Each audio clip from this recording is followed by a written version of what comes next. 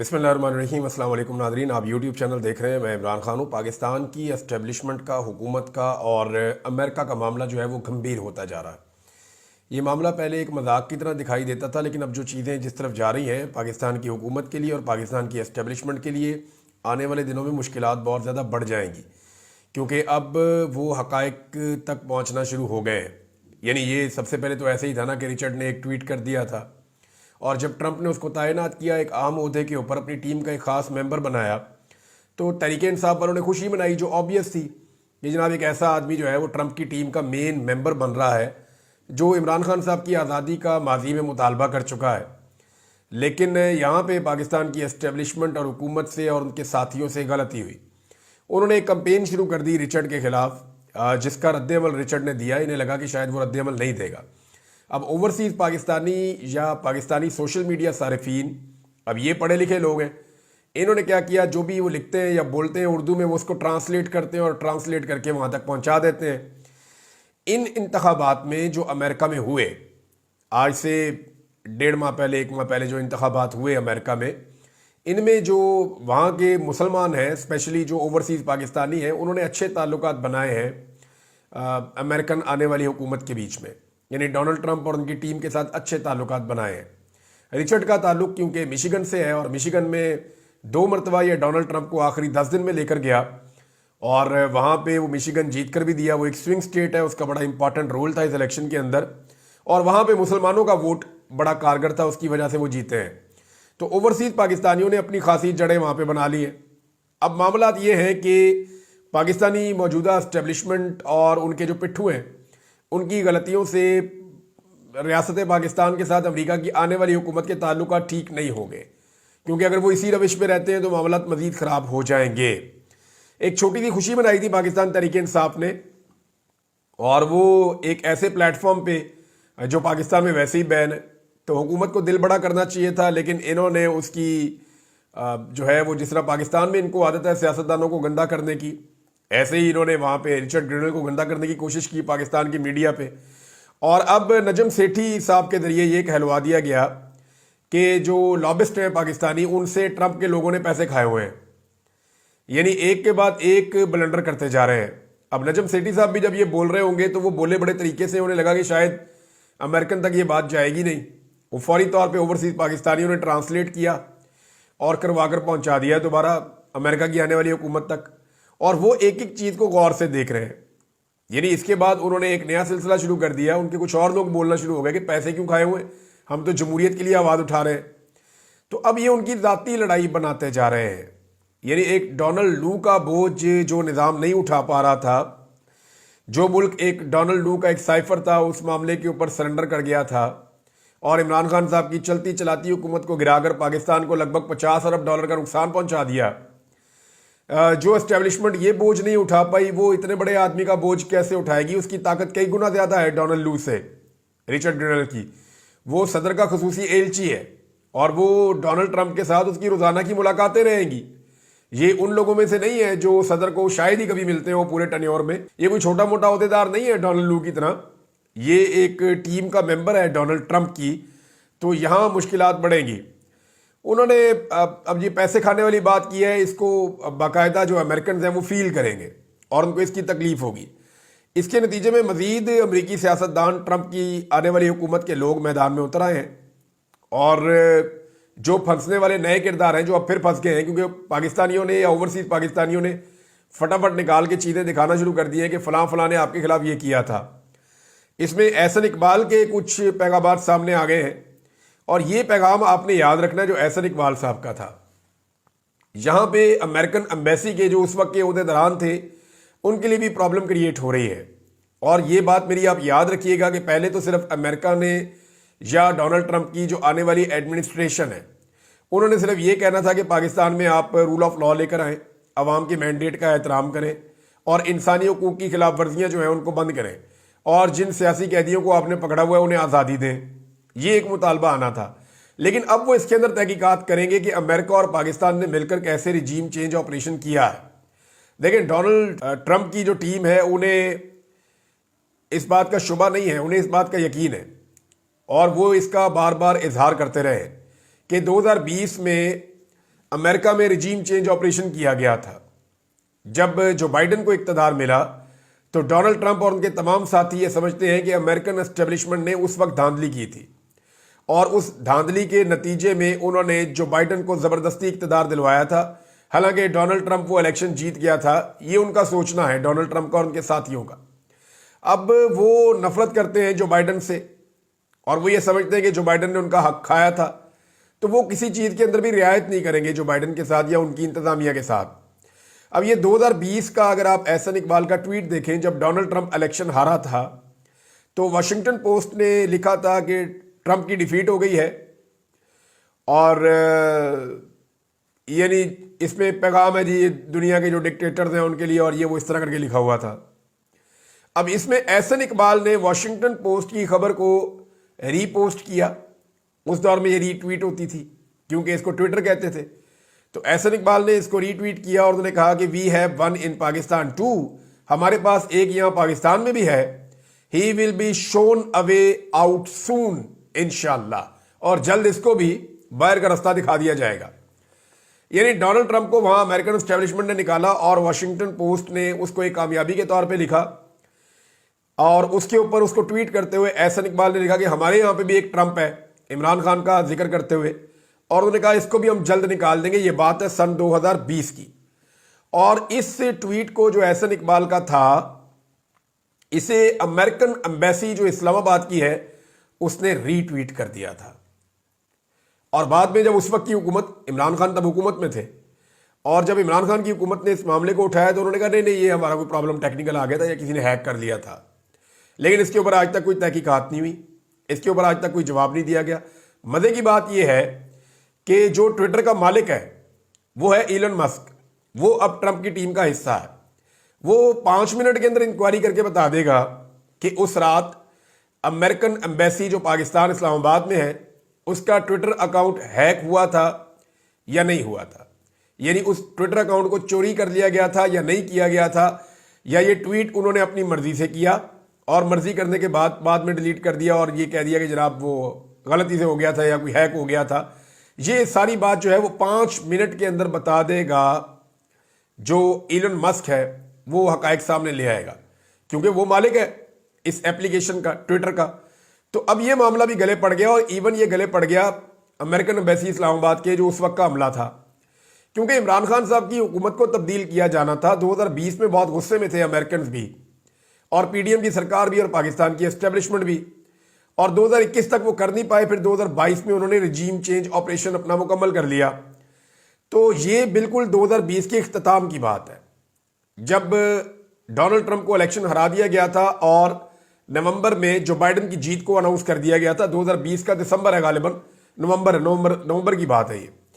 تو اس میں احسن اقبال کے ٹویٹ کو امریکن ایمبیسی نے ری ٹویٹ کیا تھا. یہ معاملہ اٹھا لیا رچرڈ گرینل نے. اس نے کہا یہ جو ٹویٹ ہوئی ہے ری ٹویٹ یہ کب کا واقعہ ہے. تو پھر اس کے اوپر جو ہے پاکستانی اوورسیز نے اس کو پوری تفصیلات بھجوائی اور جو پاکستانی اکاؤنٹ ہے سوشل میڈیا کے انہوں نے بھی. تو اس کے اوپر اس نے رد عمل دیا اور امریکنز کا جو آنے والی حکومت ہے ان کا رد عمل آ رہا ہے. تو اسلام آباد میں جو امریکن ایمبیسی ہے اس کے جو عہدے داران ہیں جو اس وقت موجود تھے ان کے لیے بھی مشکلات پیدا ہو رہی ہیں. مجھے ایسا لگتا ہے کہ جو آنے والی امریکی حکومت ہے وہ اس سارے معاملے کی ایک انکوائری کروائے گی اور اس کی انکوائری کروا کے وہ پتہ کروائیں گے کہ پاکستان میں رجیم چینج آپریشن کیسے ہوا. کیونکہ پاکستان تحریک انصاف کلیئرلی بتا چکی ہے کہ ان کو مختلف ایمبیسیوں میں بلایا جاتا تھا اور بلا کر تحریک انصاف کے اراکین اسمبلی کو یہ کہا جاتا تھا کہ آپ عمران خان کا ساتھ چھوڑ کے ایک نیا گروپ بنا لیں اور انہیں ترغیب دی جاتی تھی کہ عمران خان سے اپنے آپ کو ڈسٹنس کر لیں. لیکن زیادہ تر لوگوں نے نہیں کیا, کچھ لوگوں نے کر لیا. عاطف خان نے اور کچھ اور لوگوں نے آ کر بتایا بھی. پھر پاکستان میں صحافت کے کچھ بڑے نام ہیں ان کو بلایا گیا اور ان کے ساتھ بلا کر بھی ملاقاتیں کی گئیں اور وہ جو ملاقاتیں تھیں وہ ان ایمبیسیوں کے اندر ہوئیں اور ان کے نتیجے میں وہ صحافی پوری طرح سے دشمن بن گئے پاکستان تحریک انصاف کے.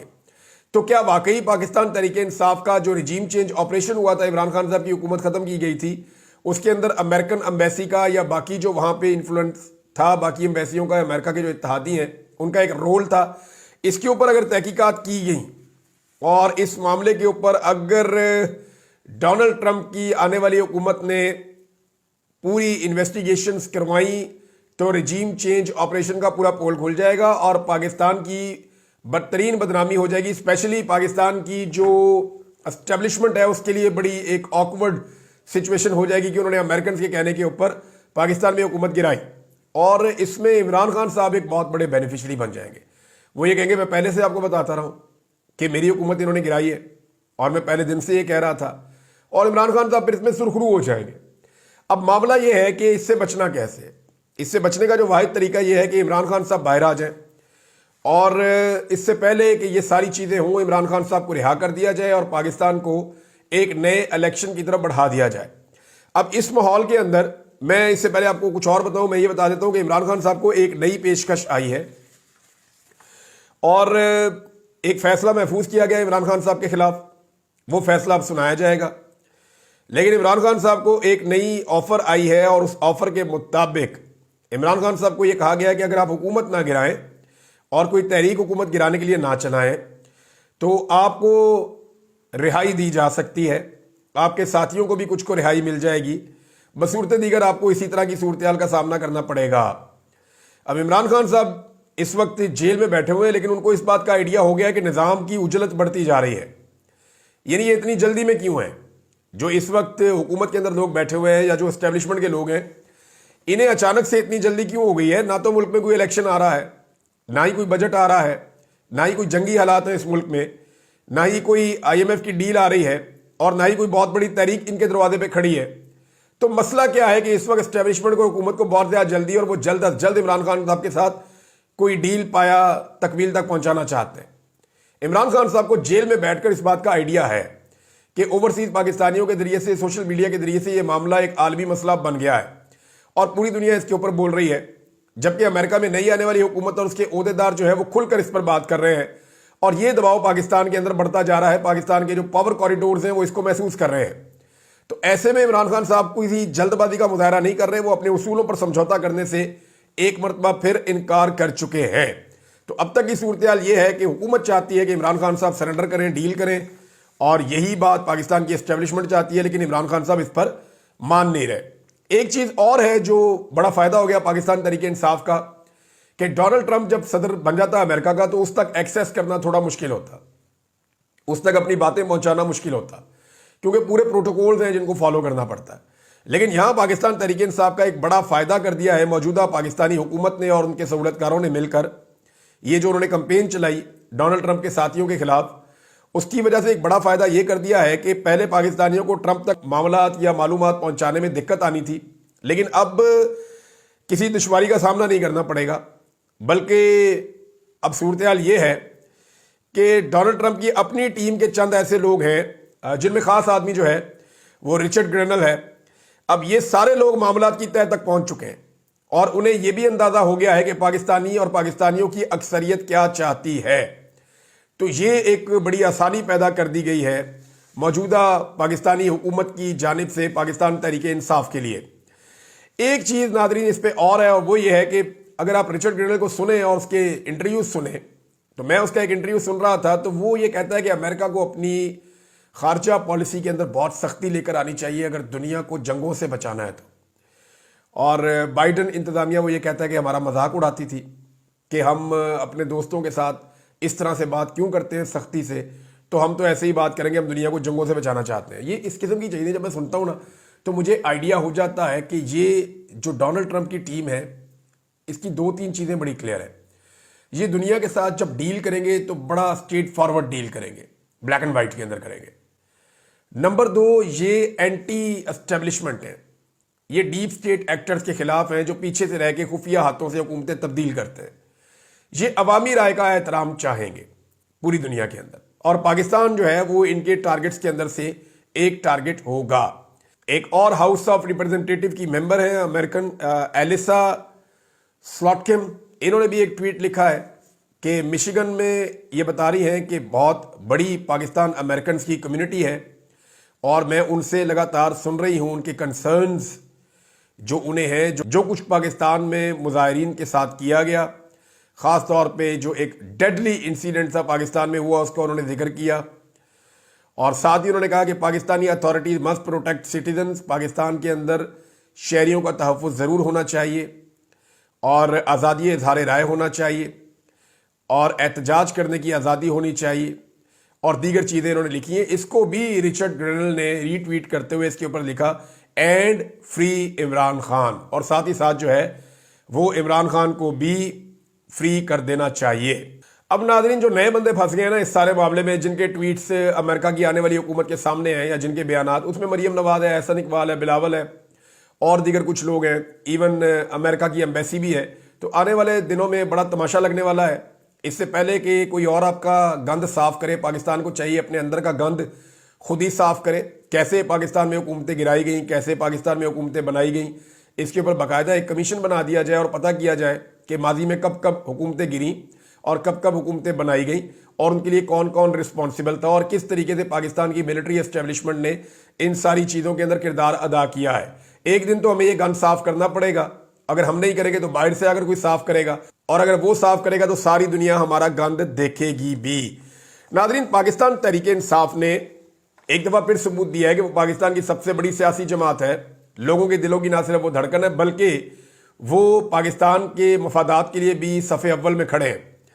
یہاں پاکستان تحریک انصاف پر جو لگنے والی پابندیاں ہیں ان کی اب تک شدید ترین مخالفت جس سیاسی جماعت نے کی ہے وہ پاکستان تحریک انصاف ہے. دیکھیں, امریکہ نے پابندیاں لگائیں. اس وقت سب یہ سمجھتے ہیں کہ پاکستان تحریک انصاف کو امریکہ سے امید ہے کہ وہ عمران خان کو جیل سے نکلوائیں گے. لیکن آپ مزے کی بات دیکھیں کہ اسی امریکہ کی لگنے والی پابندیوں پہ سب سے زوردار آواز بھی پاکستان تحریک انصاف نے اٹھائی ہے. حتیٰ کہ عمران خان کے خلاف جو جیل میں بیٹھا ہوا ہے, سینکڑوں پریس کانفرنس کرنے والے سیاستدانوں نے اب تک امریکی پابندیوں کے خلاف ایک بھی پریس کانفرنس نہیں کی. حتیٰ کہ وہ یہ الزامات بھی عمران خان پہ لگا رہے ہیں, جبکہ عمران خان صاحب کی پارٹی اس کی مذمت کر رہی ہے اور خود ان کے اندر امریکہ کی مذمت کرنے کی بھی جرت نہیں ہے. ناظرین, سوشل میڈیا کے حوالے سے جو کمپین چلائی گئی پاکستان تحریک انصاف کے سوشل میڈیا کے خلاف, کچھ لوگوں کو اندر سے یوز کیا گیا, کچھ لوگوں کو باہر سے یوز کیا گیا. تو میں نے آپ کو بتایا کہ سب سے بڑا پرابلم سوشل میڈیا ہے. اس وقت پاکستان کا جو رجیم ہے وہ سب سے زیادہ پریشان سوشل میڈیا سے ہے. تو میرے چند سوالات ہیں اور یہ سوالات اب پاکستان تحریک انصاف کے لوگ بھی اٹھا رہے ہیں. انہوں نے بڑی وضاحت کے ساتھ کہا, جی انسانی حقوق کی جو خلاف ورزیاں ہیں کیا وہ بھی سوشل میڈیا سے بری ہیں؟ دیکھیں, ہوتا کیا ہے کہ جب لوگ کچھ کر نہیں پاتے, بے بس ہو جاتے ہیں, تو پھر وہ صرف بول پاتے ہیں اور وہ کتھارسس کرتے ہیں, اپنی بات کو سوشل میڈیا پہ رکھتے ہیں. یہ ان کے پاس واحد پلیٹ فارم بچ جاتا ہے جہاں پہ وہ اپنی بے بسی کا اظہار کرتے ہیں. اب پاکستان کے اندر انسانی حقوق کی بدترین خلاف ورزیاں ہوئی, مسائل جو ہیں وہ سوشل میڈیا میں ہیں یا وہاں پہ ہیں؟ چادر اور چار دیواری کا تقدس پامال ہوا, مسئلہ سوشل میڈیا پہ ہے یا وہاں پہ ہے؟ عورتوں اور بچوں کو اغوا کیا گیا, ان پر تشدد کیا گیا, اراکین اسمبلی کو اغوا کیا گیا, بینڈیڈ چوری کیا گیا, لوگوں کے کپڑے اتار کر ان کو ننگا کیا گیا, لوگوں کے حتیٰ کہ ججز کے بیڈ رومز کے اندر کیمرے لگ گئے. یہ ساری چیزیں جو ہیں یہ خرابی ہے یا سوشل میڈیا کے اوپر آنے والا لوگوں کا رد عمل خرابی ہے؟ دیکھیں, کچھ لوگ لمٹ کراس کرتے ہیں جو نہیں ہونی چاہیے. میں ذاتی طور پہ کبھی بھی کسی کی نجی زندگی میں نہیں گیا اور میں سب کو یہی کہتا ہوں کہ اس سے گریز کریں. لیکن اس کا آغاز پریکٹیکلی کس نے کیا؟ موجودہ رجیم نے کیا. یہ لوگوں کے بیڈ رومز میں نہیں گھسے؟ کیا انہوں نے لوگوں کے اوپر ٹارچر نہیں کیا؟ میں آپ کے سامنے بیٹھا ہوں, مجھے جب چھوڑا گیا ایجنسیوں کی قید سے تو یہ میرے سامنے ایک آفر رکھی گئی چند دن پہلے, جس کا میں نے انکار کر دیا کہ ہم 2 لڑکیاں لے کر آئیں, تم ان کے ساتھ ویڈیو بنا لو اور وہ جو ویڈیو ہے وہ ہمارے پاس ایک ثبوت کے طور پہ رہے گی. جب بھی کبھی تم ہمارے خلاف کوئی بات کرو گے تو ہم اس ویڈیو کو اس کے ذریعے سے تمہیں بلیک میل کر لیں گے. یہ ہے جناب, کیا یہ ایک معیوب بات ہے یا سوشل میڈیا صارفین کا رد عمل؟